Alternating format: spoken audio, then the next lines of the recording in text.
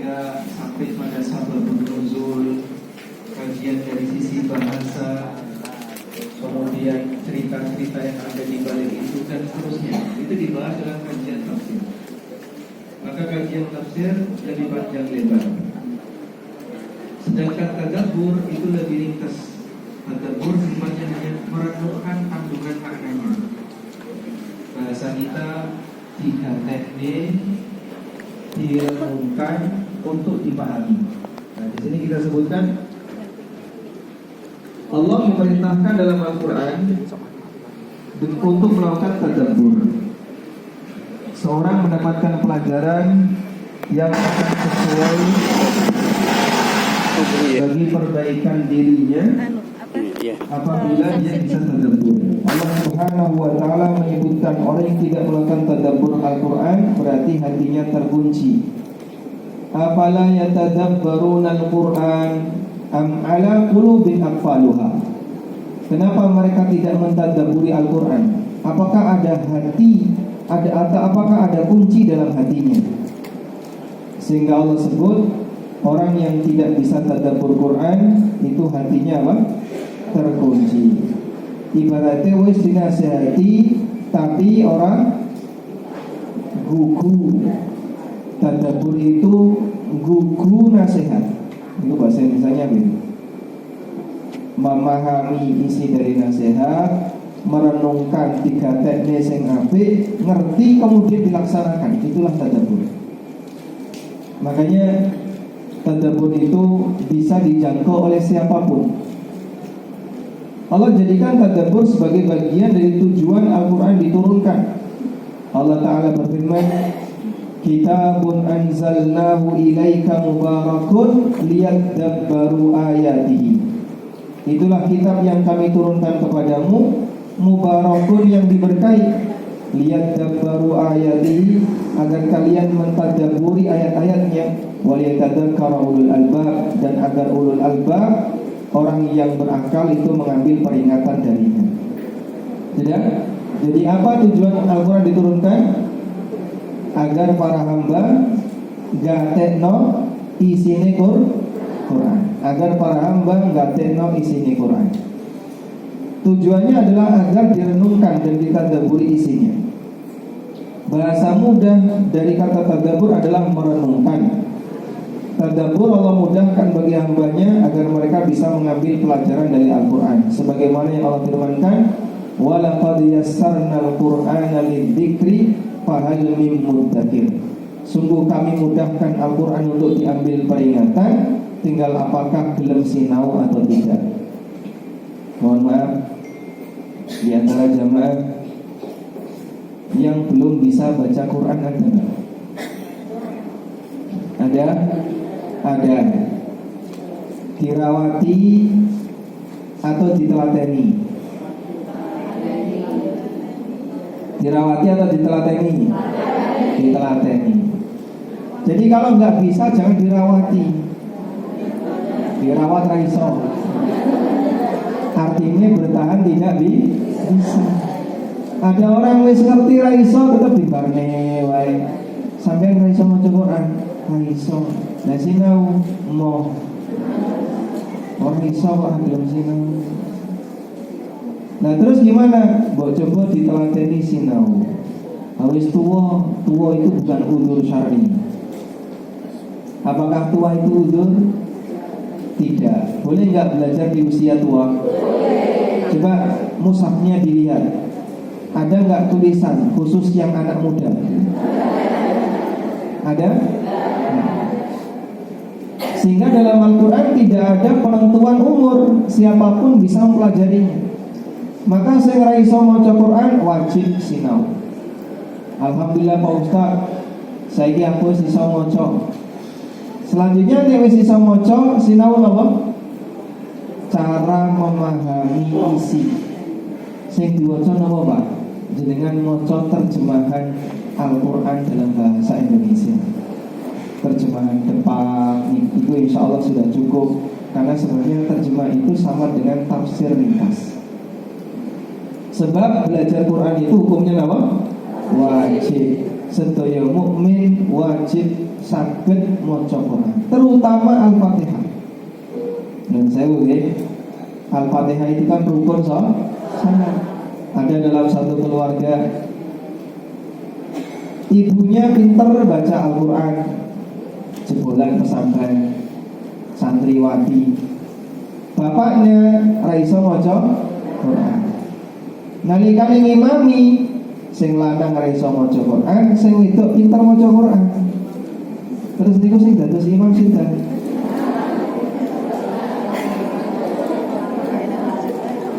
Pilihannya A, suaminya, B, istrinya, C, suami tetangga. Yang mana? Sholat di masjid. Sehingga kalau bisa keduanya sholat di masjid, atau istrinya bisa sholat sendirian di rumah, suaminya sholat di masjid. Tapi suami ini kalau mau ngimami istrinya, syaratnya kudu iso maca Al-Fatihah. Karena kaidahnya begini, nek ana imam ra iso maca Fatihah, tok makmume luwih pinter maca Fatihah, salat jamaah, maka salate makmum batal. Itulah resiko punya suami ra iso maca Fatihah. Salatnya sering sehingga kewajiban pertama nek jenengan golek mantu, pastikan calon mantu lanang saged maca Fatihah dengan benar. Laras boten? Baik, catat ya. Golek mantu lanang cah pondok. Angel patah. Baik. Kenapa? Karena mereka insya Allah jaminan saged maca Fatihah. Nek jaminan surga boten ngerti kula nggih. Nek jaminan saged maca Al-Fatihah. Baik, selanjutnya kita akan berkenalan dengan surat Al-Fatihah. Umumnya surat dalam Al-Quran itu diberi nama sesuai dengan salah satu kata yang ada di dalamnya.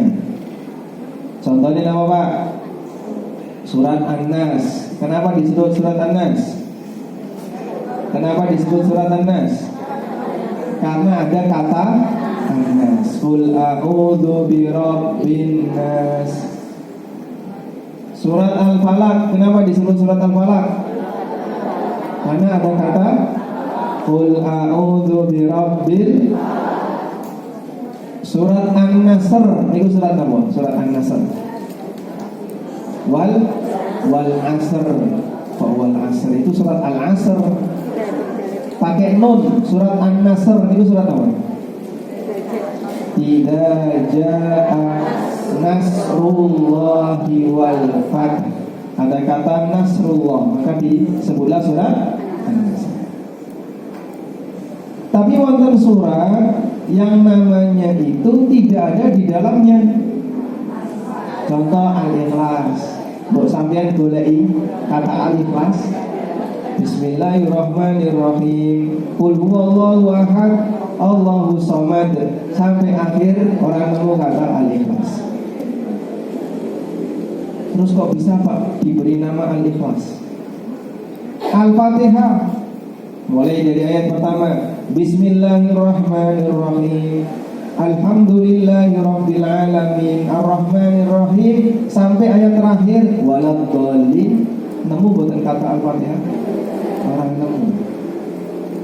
Loh, kenapa Pak kok dikasih nama Al-Fatihah? Yang ini dikasih nama surat Al-Ikhlas.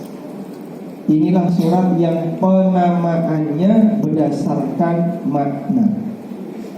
Yang penamaannya diberi nama karena berdasarkan apa? Makna. Surat Al-Ikhlas. Kenapa kok disebut surat Al-Ikhlas? Kenapa kok disebut surat Al-Ikhlas? Karena surat ini hanya membahas Allah. Disebut ikhlas tegese murni. Sebab surat ini murni hanya membahas tentang Allah. Dari mulai ayat pertama sampai ayat yang terakhir tidak ada pembahasan tentang makhluk. Makanya surat ini disebut surat Al-Ikhlas. Kenapa Pak kok disebut surat Fatihah? Karena surat ini adalah surat pembuka mushaf. Sehingga jenengan yang buka mushaf, surat pertama yang ditemui surat apa? Surat apa? Al-Fatihah. Maka disebut sebagai surat pembukaan, karena dia yang membuka mushaf. Ada juga yang mengatakan bahwa surat ini disebut sebagai surat Al-Fatihah karena surat ini yang pertama kali turun secara utuh. Wonten surat yang pertama kali turun tapi tidak utuh, niku surat apa? Surat yang pertama kali turun kepada Nabi SAW tapi tidak utuh, surat apa? Angkat tangan. Angkat tangan dulu. Baik. Ayat pinten? Masya Allah, dapat hadiah. Hadiahnya yang mana? Ini namanya.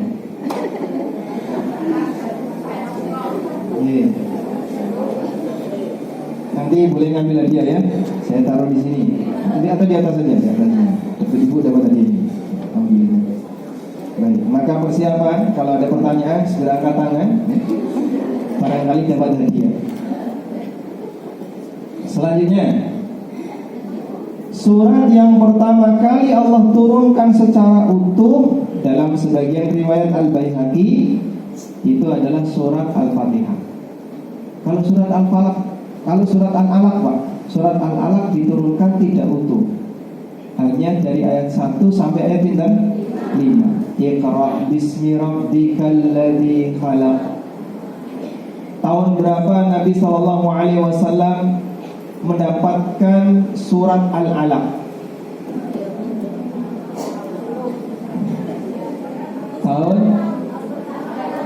Tahun pertama kenabian. Saya jawab sami, hadiah sami. Alhamdulillah. Orang kelong hadiah ini. Baik, kita lanjutkan. Selanjutnya, surat ini terdiri dari 7 ayat. Makanya dalam Al-Quran disebut dengan sab'un minal mathani. Disebut dengan apa? Sab'un minal mathani. Teng buku niku wonten di surat Al-Hijr ayat 87 Allah Ta'ala berfirman, وَلَقَدْ آتَيْنَاكَ سَبْعًا مِنَ الْمَثَانِي وَالْقُرْآنَ الْعَظِيمِ. Sungguh kami telah berikan kepadamu wahai Muhammad sab'an minal mathani, 7 ayat yang diulang-ulang, tegese surat Al-Fatihah, wal Qur'an al-azim, dan Al-Qur'an yang agung. Allah Subhanahu wa taala menyebut Al-Fatihah dengan sab'an minal mathani karena terdiri dari 7 ayat yang diulang-ulang. Tegese diulang-ulang niku napa? Dibaca, sering dibaca nalikane salat. Ini tentang surat Al-Fatihah. Nah, surat Al-Fatihah ini punya banyak nama. Namanya apa saja Pak? Al-Fatihah, sampun. Ummul Kitab, sudah. Ruqyah, dinamakan juga Ar-Ruqyah, surat Ruqyah. Sehingga disebut sebagai surat Ruqyah karena surat ini bisa dipakai untuk meruqyah. Dengan kemeng-kemeng atau sedang demam, napa wonten sing sawanen sampeyan gendong bayinya, kemudian ruqyah baca surat Al-Fatihah. Karena Rasulullah SAW mengatakan, "Aina tadri annaha ruqyah?" Dari mana kamu tahu kalau surat ini adalah surat ruqyah? Selanjutnya, surat ini juga disebut dengan sab'un minal mathani karena terdiri dari 7 ayat yang diulang-ulang untuk dibaca ketika salat. Dan disebut juga dengan Al-Qur'anul Azim. Disebut juga dengan apa? Al-Qur'anul Azim. Baik, ada 5 nama surat Al-Fatihah. Sebutkan, angkat tangan. Baik, silakan. 1, 5. Al-Fatihah, Ummul Quran, surat Ruqyah, surat 2, Bukan dapat hadiah nanti dilengkapi orang tua.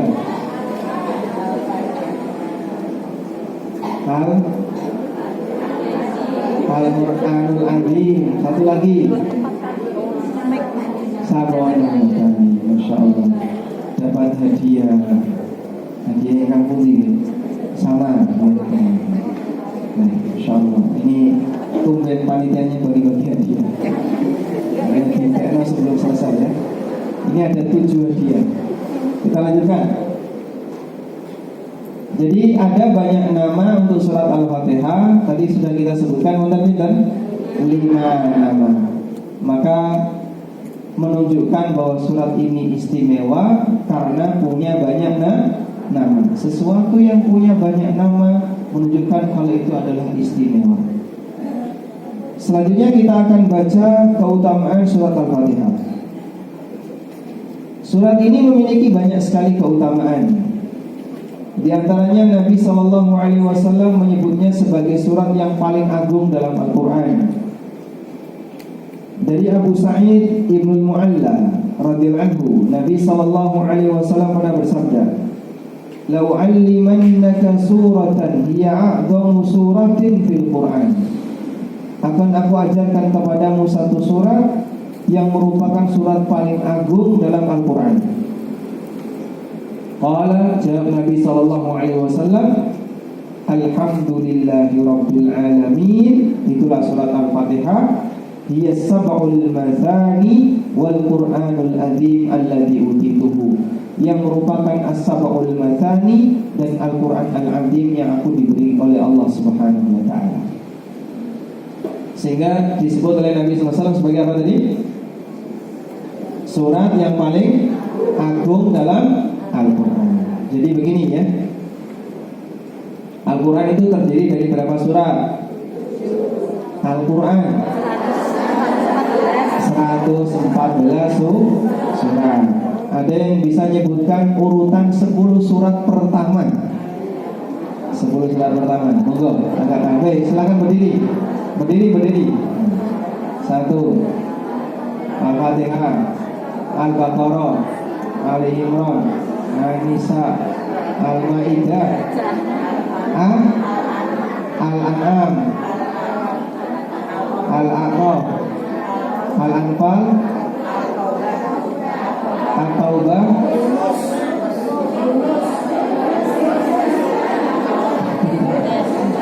Yunus. Atau lompat Al-Kahfi ya. Masih dicoba. Baik, dapat hadiah ya. Hadiahnya sama seperti tadi. Sudah? Muslim kudu akrab dengan Quran. Harus apa? Akrab. Karena harus akrab, maka karena dia sering bersinggungan, nek ditakoni isi Quran ngerti. Jenengan nek kagungan anak 10, kira-kira bisa menghafalkan enggak namanya? Bisa. Urutannya hafal enggak? Anaknya diri. Aku punya anak 10. Dari mulai anak 1 sampai anak ke-10 gak mungkin keliru. Kenapa? Anaknya sendiri. Duwe dulur songo, tunggali pinten? Songo. Urutannya pripun? Nomor 1 Wagian, nomor 2 Wartina, nomor 3 Siti. Apal dia. Kenapa? Dulure. Sebab akrab. Maka kita akrab dengan Quran kalau bisa hafal ya, urutan-urutan surat. Nyebutkan 10 minimal hafal. Nek nyebutan 114 mungkin banyak yang keliru. Baik, sekarang kita lanjutkan. Surat Al-Fatihah juga menjadi keistimewaan Nabi SAW yang tidak dimiliki oleh Nabi yang lain. Ibn Abbas bercerita, Jibril pernah duduk di dekat Nabi SAW. Lalu mereka mendengar ada suara dari atas. Tiba-tiba ada suara dari atas. Jibril mengatakan, ini adalah pintu di langit. Hari ini terbuka. Belum pernah pintu ini dibuka selain hari ini. Lalu tiba-tiba turun malaikat, Masya Allah. Dari langit tadi yang pintunya terbuka, sahabat itu bisa mendengar. Tiba-tiba turun malaikat. Kemudian malaikat ini mendekat kepada Rasulullah SAW, dan Nabi SAW diberitahu oleh Jibril, ini adalah seorang malaikat. Beliau turun ke bumi, dia belum pernah turun kecuali hari ini.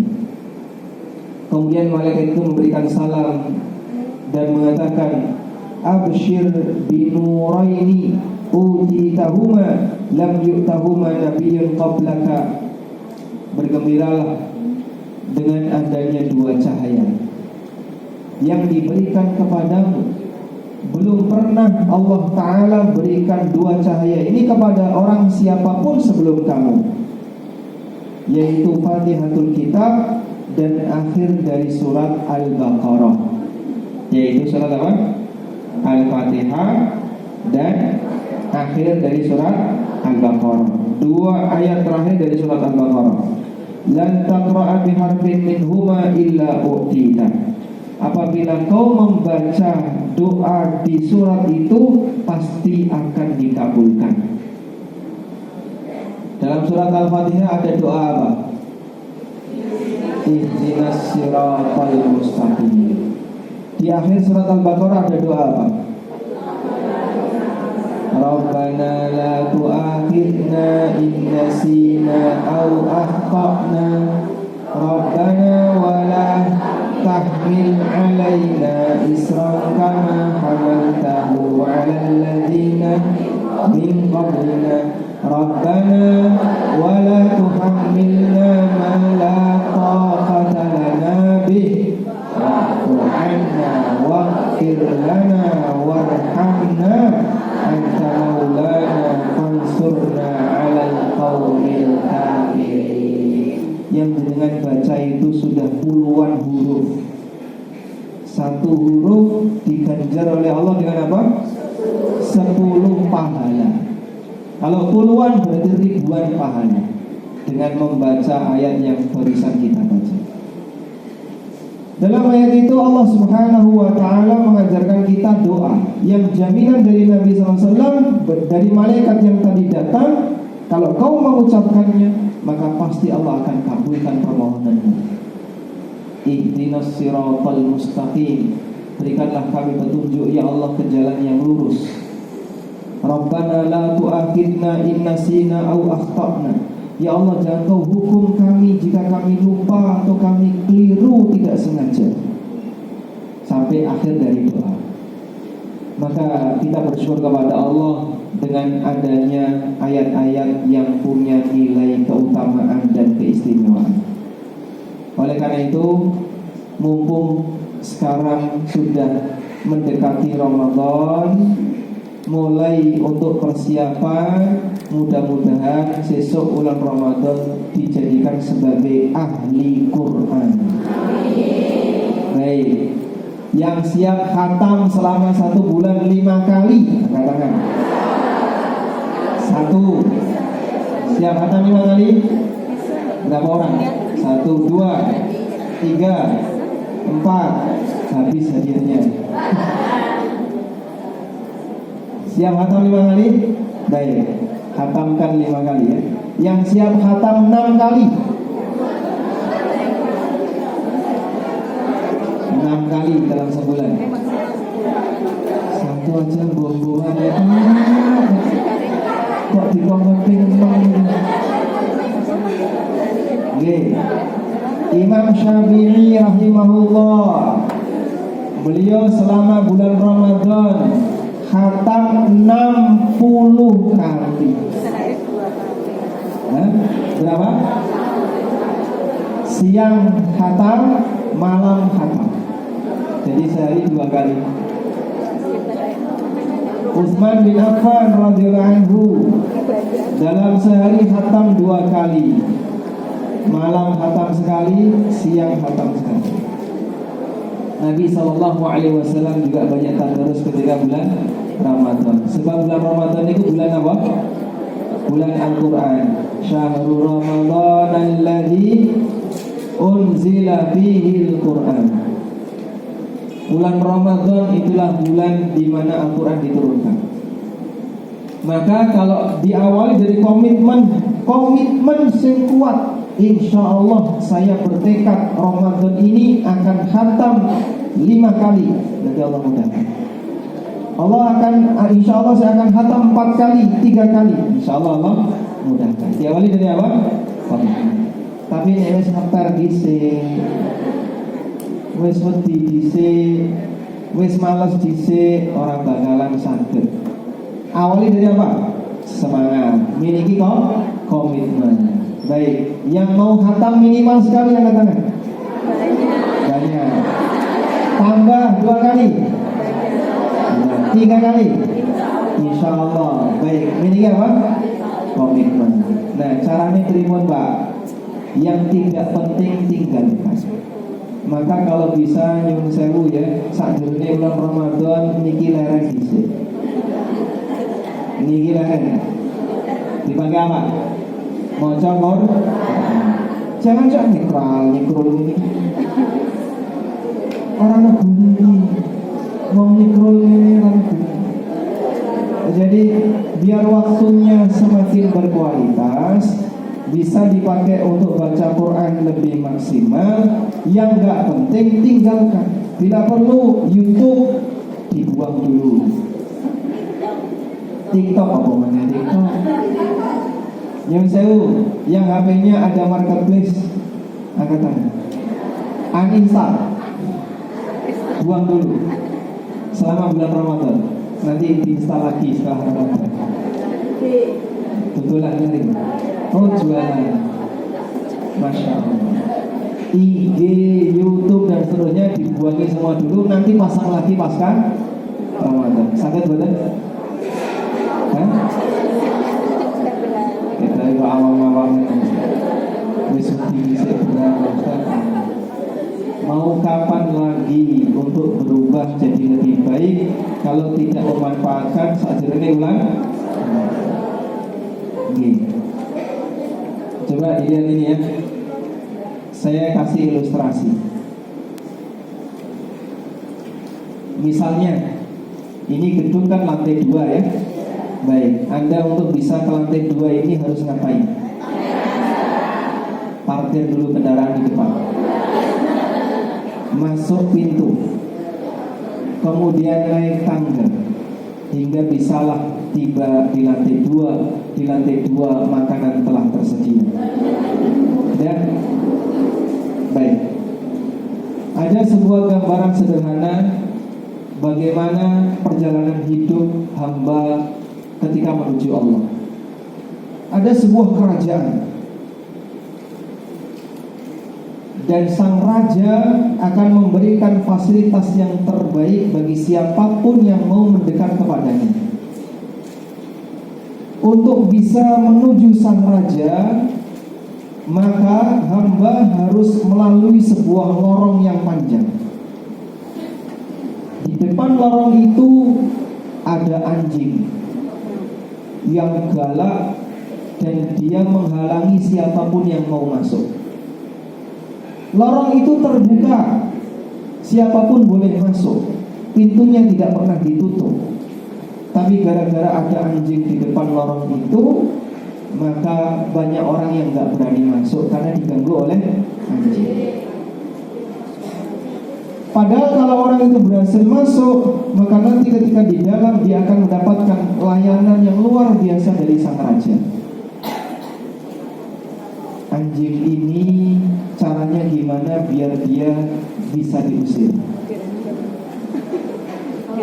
Caranya gimana? Hah? Kasih makan. Caranya gimana?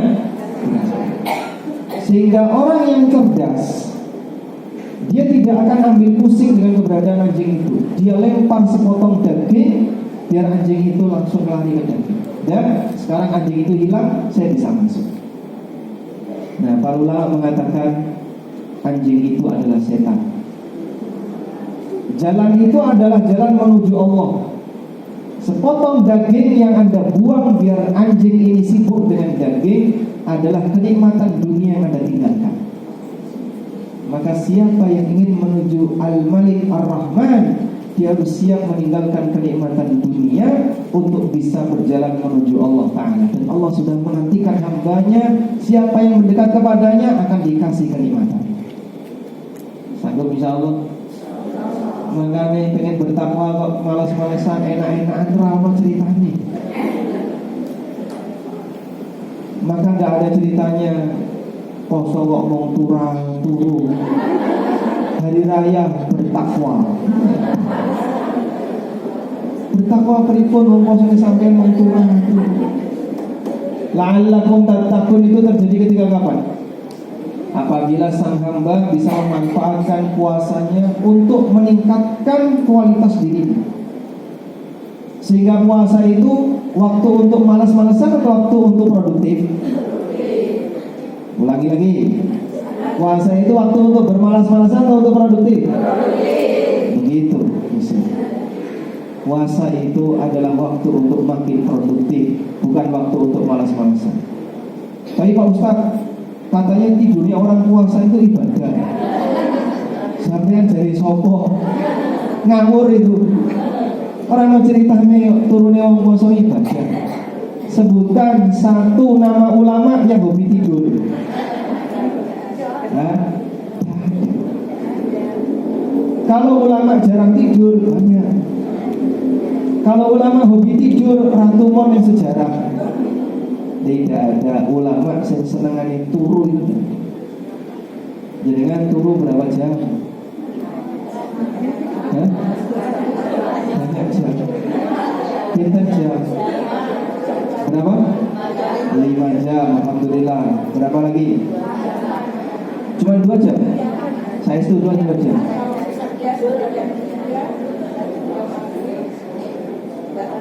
2 jam, terus bangun, tidur lagi 2 jam, bangun, tidur lagi 2 jam. Ada ulama di masa silam yang beliau wudu sholat isya bisa dipakai sholat subuh. Berarti ngapain waktu malam itu? Ngapain Pak? Ibadah. Kemudian baca buku, mutola'ah, kemudian belajar zikir, baca Quran dan seterusnya sampai subuh. Terus berangkat sholat subuh pakai wudhu sholat isya. Kita kan gak kayak gitu. Jam 10 madang, gitu. Batal darusan madang, bar madang turun. Jam 3 tangi madang meneh. Sampai subuh, sholat subuh, mulai subuh, turu lagi, dan subuh nih bu, tangi jam itu, resik omah, beres-beres, turu, sampai jam 11. Makanya orang Indonesia pas Ramadan nambah lemak. Kenapa? Karena makannya dipakai tidur. Kalau nggak puasa kan kita makan beraktivitas.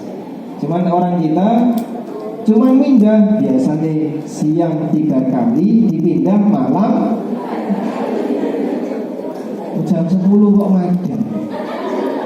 Terus ikut turu ya. Sehingga kalau ada ungkapan Pak, jadi nek poso niku sehat. Nggih, nek poso niku sehat, kejaba wong Indonesia. Nek poso tambah lemu. Kenapa? Makan dipakai di tidur. Harusnya kan makan beraktivitas. Makanya penuh perjuangan itulah yang seharusnya dilakukan oleh seorang muslim ya. Sehingga pastikan pas Ramadan lebih banyak dipakai untuk berkegiatan, terutama baca Quran. Dan sekarang target Ramadan kurang berapa hari? Kurang 22 hari, kurang lebih ya. Sing durung iso maca Quran 22 hari kudu iso. Sanggup kan? Target. Nah, terus pripun Pak? Kudu digenjot. Gimana caranya? Sampean golek guru yang kira-kira bisa mengajari baca Quran. Alhamdulillah kota gede itu salah satu di antara kota pendidikan Al-Quran. Terus terang saya sendiri termasuk di antara anak yang belajar dari karya kota gede. Pak Kiai Haji As'ad Humam rahimahullah. Tepat buatan rahimahullah. Karya beliau luar biasa. Iqra. Jadi mulai jilid 1 dia merangkak pelan-pelan sampai lulus jilid 6 bisa baca Quran. Dan saya masih ingat betul jilid-jilid Iqra yang saya baca dulu seperti itu. Masya Allah, betapa Pak As'ad Humam ini pahalanya banyak sekali. Banyak sekali anak-anak yang bisa baca Quran dari karya beliau. Sebelum banyak metode-metode yang lain, kan sekarang ada banyak metode ya. Tapi Iqra salah satu di antara yang mengawali. Maka yang belum bisa segera targetkan. Mumpung masih ada 20 hari, mudah-mudahan 29 Sya'ban sudah bisa baca Quran lancar. Siap insyaallah ya. Nah, nanti jenengan saya ajari kayak gini. Jenengan saya ajari seperti ini ya. Agar tadarus itu fokus, maka lakukan tadarus dengan sholat. Ayo hafal loh Pak. Nggih, saya itu nggih hafal. Kula nggih mboten hafal Quran. Tapi ada caranya. Bisa gunakan HP untuk baca Al-Quran. Jadi dengan misalnya ini ada meja ya. Begini. Allahu Akbar. Maca Fatihah. Terus setelah itu maca apa? Surat. Nah, saat maca surat seperti ini. Boleh. Megang ini boleh. HP jenengan najis boten? Hah? Nek HP ini najis dimbak sik. HP-nya najis enggak? Seperti ini.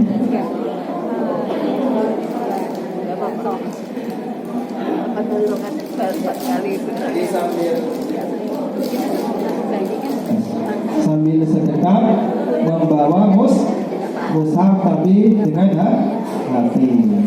Bisa mushaf yang kertas itu bisa tercetak atau bisa pakai HP. Ya pakai HP ini lebih enak sehingga tinggal pindah-pindah begini dan begitu selesai matikan. Taruh di meja atau taruh di saku, terus rukuk sujud balik lagi nyalain lagi. Nah, ketika balik lagi, kalau Amin jenengan ada pinjernya kan ya, begitu buka langsung Quran. Sehingga jangan kasih password. Nanti buka membawa password. Passwordnya dilepas dulu, biar nanti bisa dipakai seperti ini. Sampai insyaallah nanti baca lagi. Ini bisa baca sampai 4 halaman, 5 halaman baru rukuk. Karena kita nggak hafal, tapi bisa menikmati bacaan seperti ini. Insya Allah bisa ya. Nah, coba nanti diuji dulu ya. 1 rakaat 50 ayat. 1 rakaat 50 ayat ya seperti suwi. Nanti kira-kira berarti jenengan dalam 1 sholat 2 rakaat dapat 100 ayat. Itu kurang lebih setengah jam 2 rakaat. Wah sesuai Pak. Lek kemeng kok piye Pak ngadeg Pak. Baik kurangi 25 ayat 1 rakaat. Lawi awal latihannya 10 ayat, 20 ayat, 30 ayat. Nanti kalau sudah terbiasa bisa sampai 50 ayat 1 rakaat. Rasulullah sallallahu alaihi wasallam pernah sholat 1 rakaat yang beliau baca apa? Al-Baqarah, Ali Imran, An-Nisa 1 rakaat. Berapa jam itu? Kurang lebih 3-4 jam 1 rakaat saja. Sanggup kira-kira? Insyaallah kalau berat antar. Sudah, kita lanjutkan ya. Selanjutnya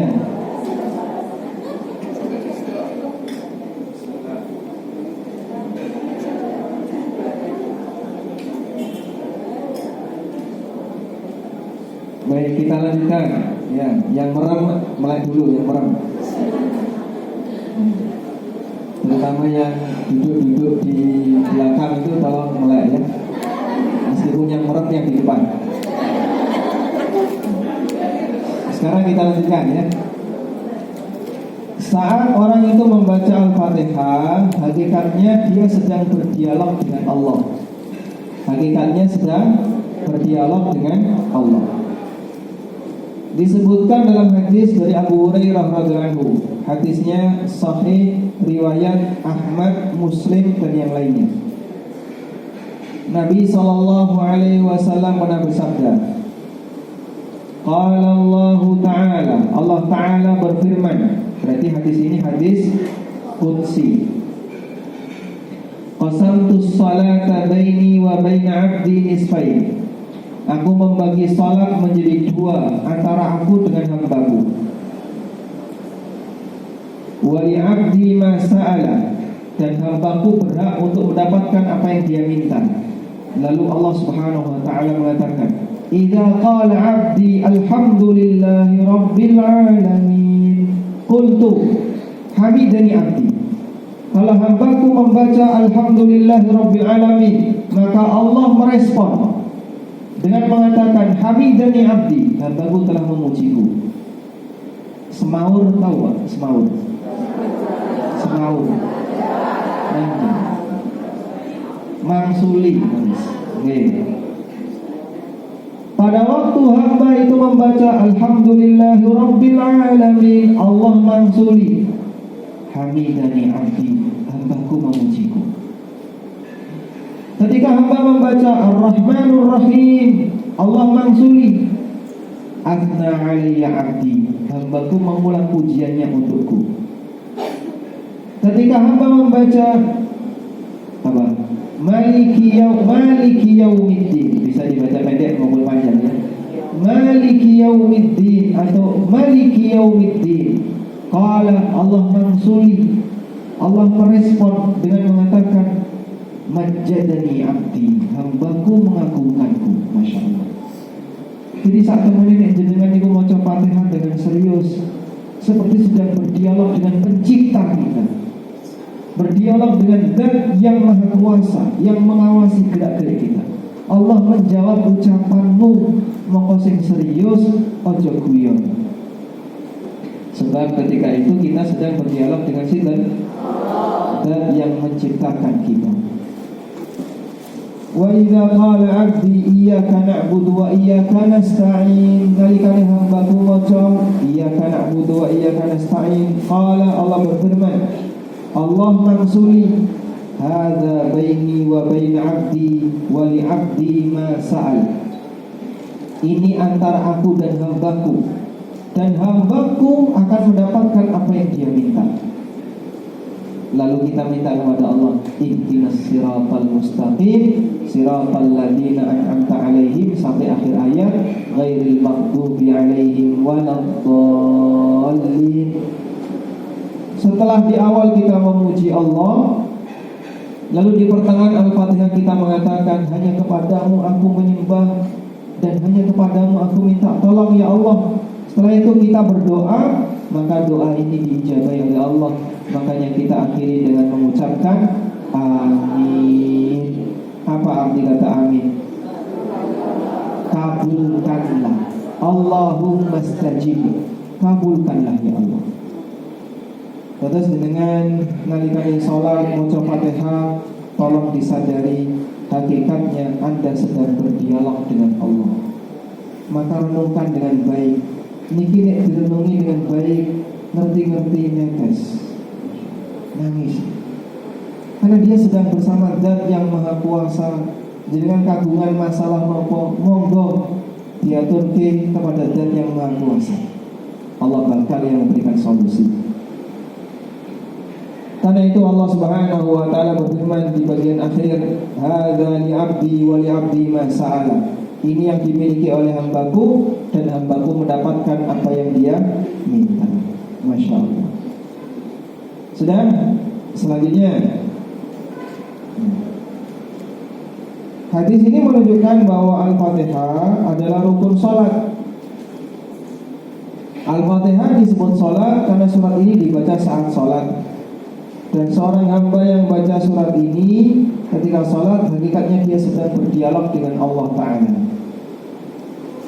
Allah membagi Al-Fatihah menjadi dua, setengah untuk Allah, setengah untuk hamba. Maksudnya setengah isinya pujian, setengah isinya doa. Pujian itu untuk Allah, yang doa itu untuk hamba. Allah bahkan mengabulkan apa yang diminta oleh hamba. Yang diminta itu apa? Di surat Al-Fatihah yang diminta apa? Apa? Minta apa? Hidayah. Kenapa kita minta hidayah? Kenapa minta hidayah? Karena untuk bisa masuk surga, hamba perlu hidayah. Kalau nggak dikasih hidayah oleh Allah, nggak bakalan bisa mlebu. Makanya nyuwun sewu ya, Anda lihat apa kalimat pujian penduduk surga ketika dia masuk surga? Memuji Allah karena telah diberi hidayah. Coba dilihat firman Allah Subhanahu wa taala. Alhamdulillahilladzi hadana lihada. Segala puji bagi Allah yang telah memberikan hidayah kepada kita untuk menempuh jalan ini. Di surat Al-A'raf ayat 43. Surat Al-A'raf ayat 43. Wa naza'na ma fi sudurihim min ghillin tajri min tahtihimul anhar. Dan kami cabut kebencian dari hati mereka, dan mereka berada di dalam surga yang mengalir sungai di bawah mereka. Wa qalu alhamdulillahilladzi hadana li hadza wa ma kunna linahtadiya laula an hadanallah. Lalu mereka mengucapkan segala puji bagi Allah yang telah memberikan petunjuk kepada kita untuk bisa masuk surga. Jadi menungso niku ngerti nikmati hidayah nalikane selamat saka neraka. Sekarang mungkin nggak begitu merasakan betapa besarnya nikmat hidayah. Sehingga orang kalau dapat nikmat itu yang sampai mengucapkan hamdalah nikmat apa? Hadiah. Siapa tadi? Siapa hadiah? Nikmat sehat, nikmat harta, nikmat apa namanya? Orang baru bisa merasakan, oh alhamdulillah untuk duit, alhamdulillah untuk duit. Begitu ya? Rata-rata dia merasa bahagia kenapa? Yang kaldu, karena itu duit dia merasa bahagia. Manusia baru merasakan betapa berharganya hidayah saat berhasil masuk surga. Alhamdulillah. Andaikan dulu Allah nggak kasih hidayah, orang bakalan bisa mlebu. Makanya sebagai bukti kalau kita ini adalah makhluk yang butuh petunjuk dari Allah, bimbingan dari Allah, maka kita banyak mohon petunjuk kepada Allah melalui surat Al-Fatihah. Baik. Walhamdulillahirabbil alamin. Selanjutnya, dialog antara Allah dengan hambanya pada saat membaca surat Al-Fatihah ketika sholat. Bagaimana itu bisa terjadi? Bukankah yang membaca surat Al-Fatihah itu ribuan manusia? Lalu caranya Allah berdialog. Saya mau Al-Fatihah kan bareng-bareng wong ribuan. Apalagi yang ada di Masjidil Haram dan Masjid Nabawi, Masya Allah, bisa dihitung jumlah ini. Terus gimana caranya Allah merespon? Allah Maha Kuasa atas segala sesuatu. Menungso tumplek blek dadi siji donga kabeh, permohonannya beda-beda, Allah kuasa untuk mengabulkan semuanya. Nggih. Di Padang Arafah niku isine pinten? Hah? Pinten? Bukan ribuan ya, jutaan. Jutaan manusia tumplek blek di Padang Arafah kabeh nyadong donga dengan aneka permintaan yang beragam. Ana sing njaluk utang lunas, ana sing njaluk dadi lurah, ana sing pengen tuku lemah, ana sing pengen iso gawe omah, ana sing pengen nambah semah. Dengan beragam doa yang mereka baca. Jadinya gimana Pak? Apakah Allah kuasa untuk memberikan semuanya? Allah Maha Innahu ala kulli syai'in qadir. Dan beliau dan dia zat yang maha mendengar segalanya. Walhamdulillah. Baik, mungkin ini yang bisa kita sampaikan. Kemudian ada pelajaran di bawahnya itu nanti bisa dibaca sendiri di halaman 124 sampai 127 atau 128 ya. Insyaallah bisa dibaca sendiri. Demikian wassallallahu ala nabiyyina Muhammadin wa ala alihi wa sahbihi wasallam. Pertanyaan ini Ustaz, sebelumnya saya mau bertanya dulu. Tadi dikatakan bahwa Al-Fatihah itu terdiri dari 7 ayat. Nah, ada jumhur ulama yang mengatakan bahwa Bismillahirrahmanirrahim itu tidak termasuk dalam Al-Fatihah. Itu yang benar bagaimana Ustaz? Itu yang pertama. Terus yang kedua, pada waktu kita jamaah sholat biasanya ada yang Bismillahnya tuh disebutkan, lalu langsung alhamdulillah. Nah, itu yang ulama yang yakin bahwa mungkin Al-Fatihahnya disebutkan, itu berarti kan Bismillahirrahmanirrahimnya disebutkan, itu kan berarti Bismillah masuk dalam Al-Fatihah. Lalu ada yang alhamdulillah, langsung alhamdulillah, berarti mungkin yang Bismillahirrahmanirrahim tidak termasuk dalam Al-Fatihah. Nah, itu yang benar bagaimana Ustaz?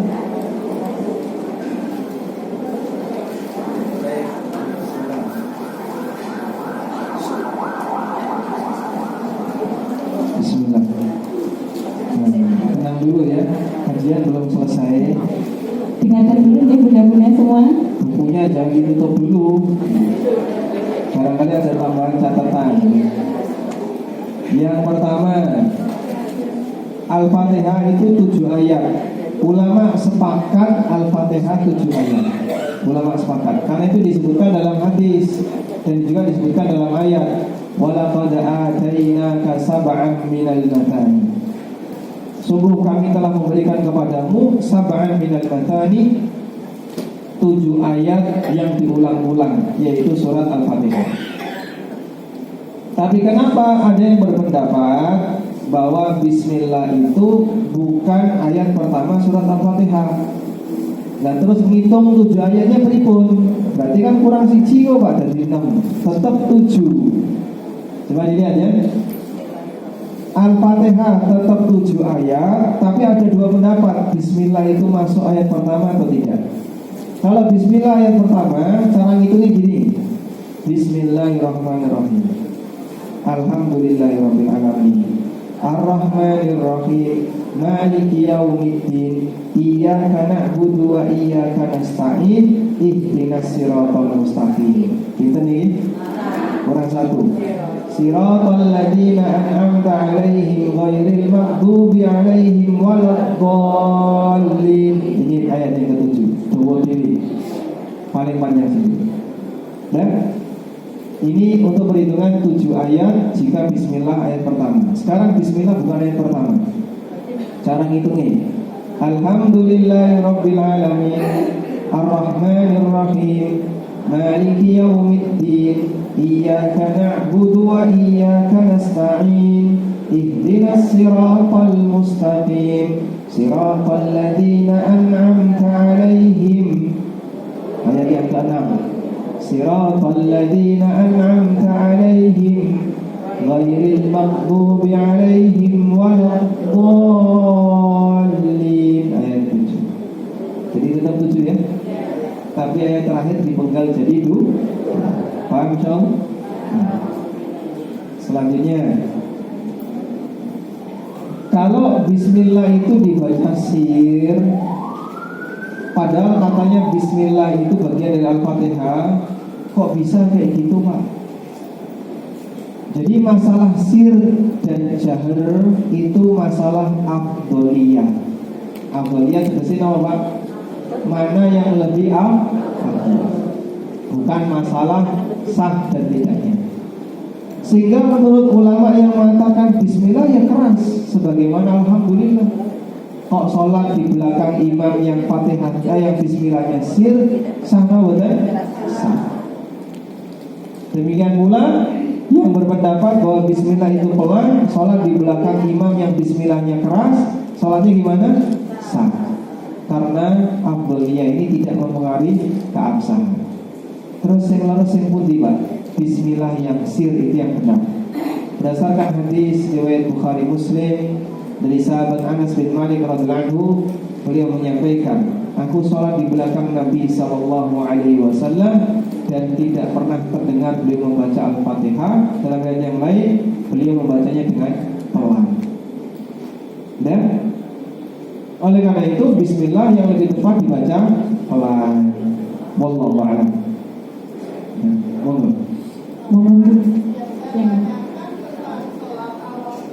Salat awabin. Apakah hadisnya sahih apa enggak? Nggih. Karena saya pernah dengar ulama katanya salat awabin itu pahalanya punya. Salatnya antara subuh maghrib sampai isya 6 rakaat, 2 itu katanya. Benar apa enggak itu? Ada hadis riwayat Abu Dawud. Nabi SAW bersabda, salatul awwabin hina tarmidul fisal. Salat awwabin itu salat yang dikerjakan ketika pedet panasan. Pedet panasan itu jam pinten Pak? Kira-kira jam 11. Jadi salat awabin itu apa? Salat duha di akhir waktu. Maka salat awabin itu sahih, disebut salat awabin. Awabin artinya wong sing sregep tobat. Disebut awabin karena salat ini dikerjakan orang yang rajin bertobat. Tapi yang benar waktunya bukan antara maghrib sampai isya, yang benar waktunya waktunya di waktu duha bagian akhir. Jadi makanya dengan sambut kundur sudah sampai rumah bisa salat duha di bagian akhir menjelang zuhur. Wallahu a'lam. Selanjutnya Satu lagi.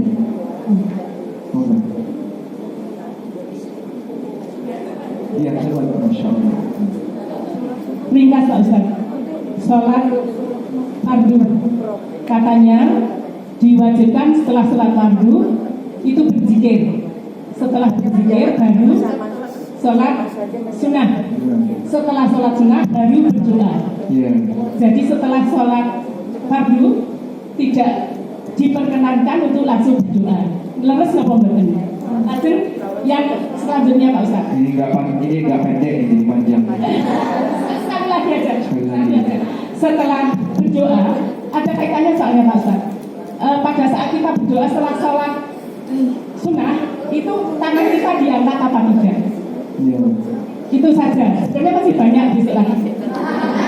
Masih ada pertemuan selanjutnya.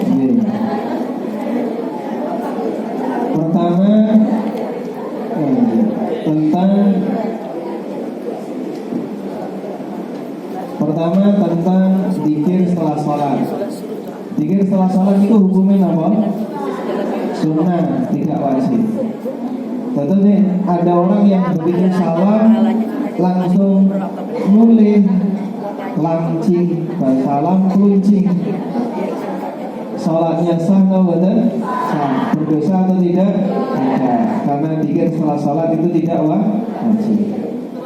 Tapi kebiasaan Nabi SAW begitu selesai sholat beliau istighfar.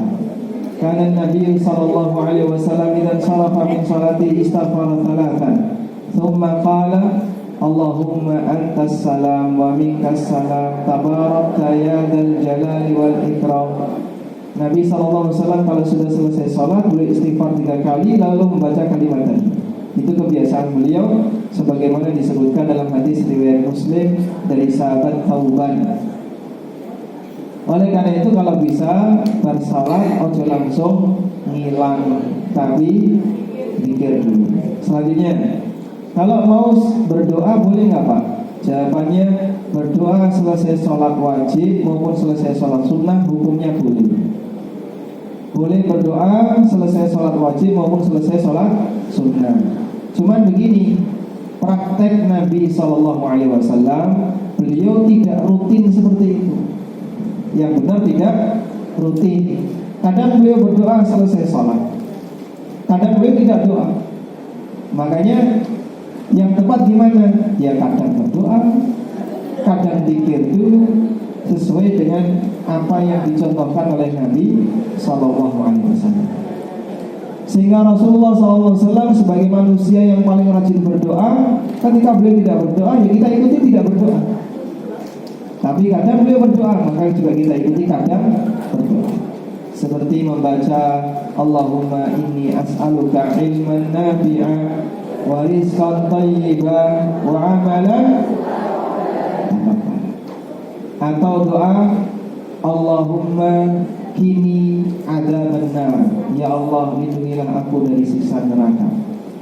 Atau Allahumma a'inni ala dzikrika wa syukrika wa husni ibadah, dan beberapa doa yang semisal. Nah, kemudian selesai sholat, doanya itu pakai angkat tangan atau tidak? Pakai angkat tangan boleh, tidak angkat tangan juga boleh. Karena angkat tangan itu sifatnya pilihan. Mau angkat tangan silakan, tidak juga silakan.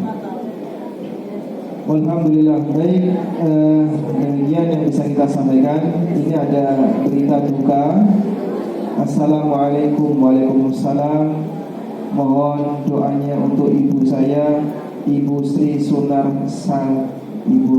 Sunarsasi binti Mulyo Suyono, yuswa 77 tahun, baru saja meninggal dunia. Kita doakan semoga Allah Ta'ala merahmati beliau, rahimahullah rahmatan wasi'ah, wa askanaha fasihan jannati al-a'la, wa sallallahu ala nabiyyina Muhammadin wa ala alihi wa sahbihi wa sallam, wa akhiru da'wana alhamdulillahi rabbil alamin. Wassalamualaikum warahmatullahi wabarakatuh. Terima kasih Ustaz sudah memberikan ilmu dan tausiahnya kepada kita semua. Semoga apa yang disampaikan tadi bisa bermanfaat untuk dunia dan akhirat kita. Dan semoga kita bisa mengamalkannya dalam kehidupan sehari-hari. Terima kasih sekali lagi, dan insya Allah Jumat depan kita akan dibersamai oleh Ustadz Sulaiman Rosid. Monggo mudah-mudahan besok